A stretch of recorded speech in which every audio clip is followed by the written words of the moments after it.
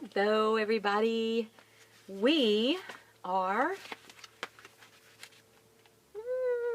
about almost halfway through this book already. Hope you're enjoying it. I love all these books so much, and this one's particularly silly and just kind of crazy, and it makes me laugh. So I hope you're enjoying it as much as I am. The next chapter, let's see where we left. We were just discovering that there's a big dead tree in their yard. No surprise there. And that not far from that, there was a cage of 4 monkeys. And so we're about to, I think, hear about the monkeys in the cage. Hug tight, sticky glue. Oh, I remember this part. It's great.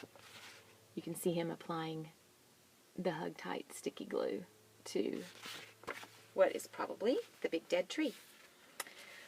Once a week, on Wednesdays, the Twits had bird pie for supper.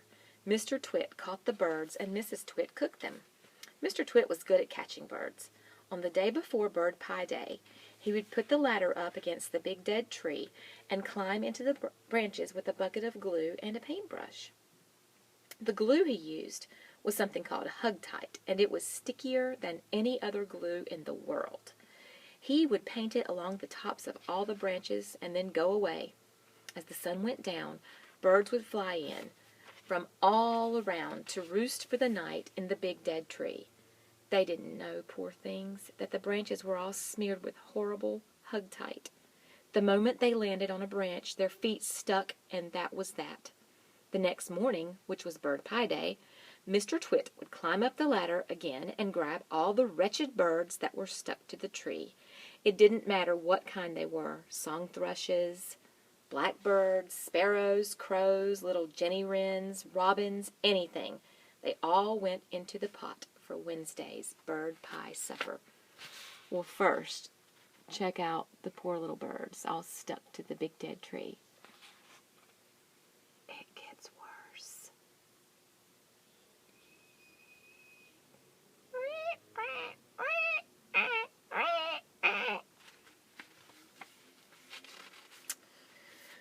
Four sticky little boys. One Tuesday evening, after Mr. Twit had been up the ladder and smeared the tree with Hug-Tight, 4 little boys crept into the garden to look at the monkeys. They didn't care about the thistles and stinging nettles, not when there were monkeys to look at. After a while, they got tired of looking at the monkeys, so they explored further into the garden and found the ladder leading against the big dead tree. They decided to climb up it just for fun. There's nothing wrong with that. The next morning, when Mr. Twit went out to collect the birds, he found 4 miserable little boys sitting in the tree, stuck as tight as could be by the seats of their pants to the branches. There were no birds because the presence of the boys had scared them away. Mr. Twit was furious.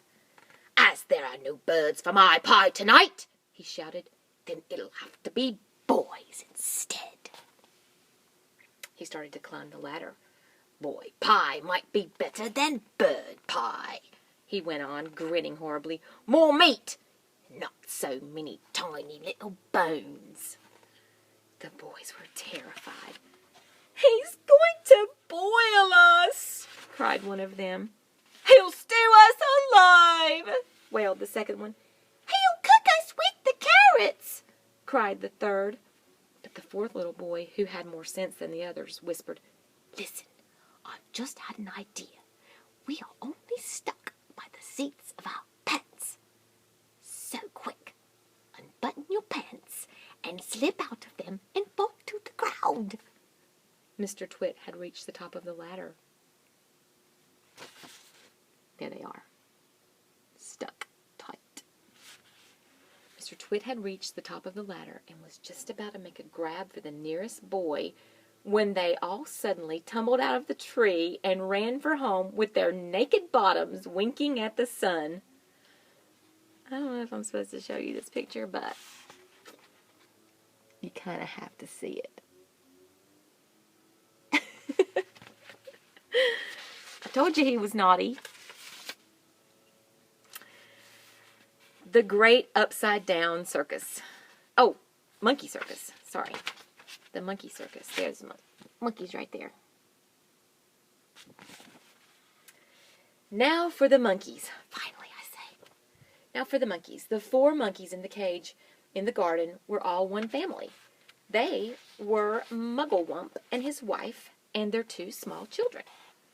But what on earth were Mr. and Mrs. Twit doing with monkeys in their garden? Well, in the old days, they had both worked in a circus as monkey trainers.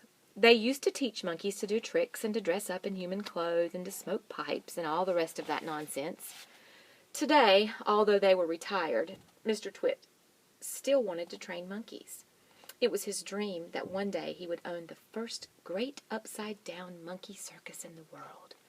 That meant that the monkeys had to do everything upside down. They had to dance upside down on their hands with their feet in the air. They had to play football upside down. They had to balance one on top of another upside down, with Mugglewump at the bottom and the smallest baby monkey at the very top. They even had to eat and drink upside down, because the food and water has to go up your throat instead of down it, and that's not easy. In fact, it is almost impossible, but the monkeys simply had to do it. Otherwise, they got nothing. All this sounds pretty silly to you and me.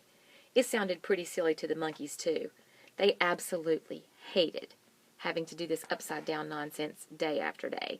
It made them giddy standing on their heads for hours on end. I think that basically means dizzy.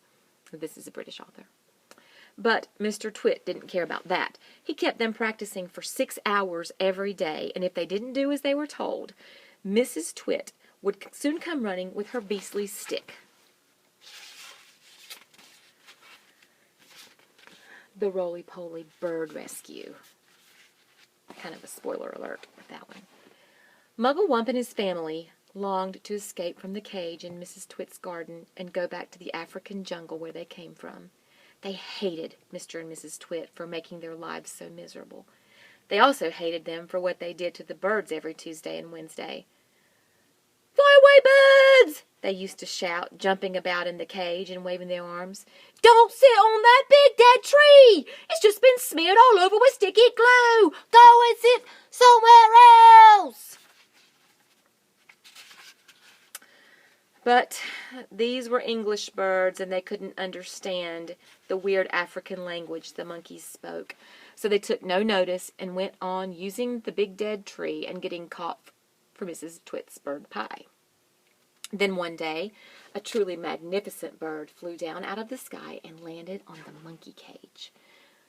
"Good heavens!" cried all the monkeys together. "It's the Roly-Poly Bird! What on earth are you doing over here in England, Roly-Poly Bird?" Like the monkeys, the Roly-Poly Bird came from Africa, and he spoke the same language as they did. "I've come for a holiday," said the Roly-Poly Bird. "I like to travel." He fluffed his marvelous colored feathers and looked down rather grandly at the monkeys.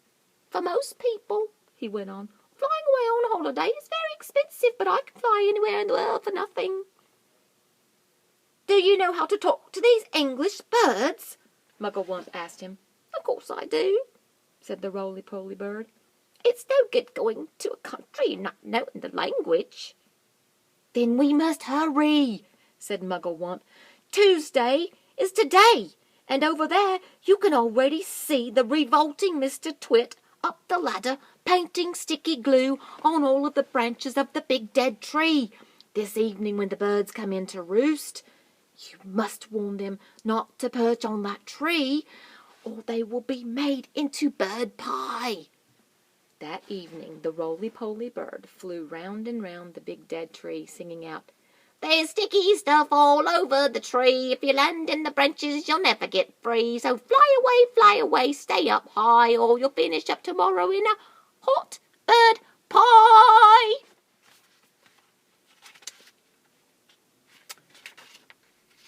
No bird pie for Mr. Twit. The next morning, when Mr. Twit came out with his huge basket to snatch all the birds from the big dead tree, there wasn't a single one on it. They were all sitting on top of the monkey cage. The Roly-Poly Bird was there as well, and Mugglewump and his family were inside the cage, and the whole lot of them were laughing at Mr. Twit.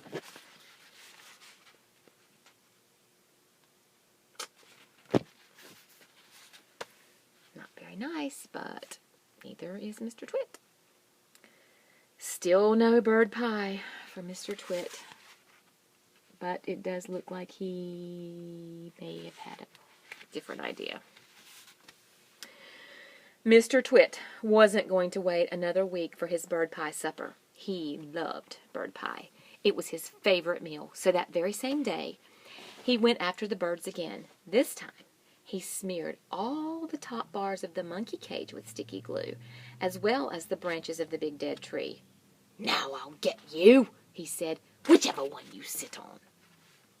The monkeys crouched inside the cage watching all this, and later on, when the roly-poly bird came swooping in for an evening chat, they shouted out, "Don't land on our cage, roly-poly bird! It's covered in sticky glue! So is the tree!"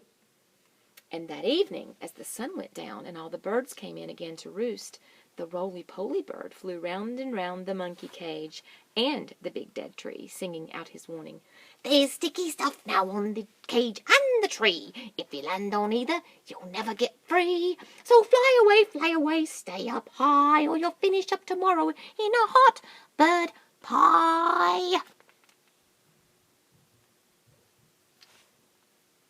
There's the roly-poly bird. And that's going to do it for today. My roly-poly bird and Mr. Twit voice is kind of giving out. So, hope you all have a great night, and I'll see you tomorrow on Friday. Bye.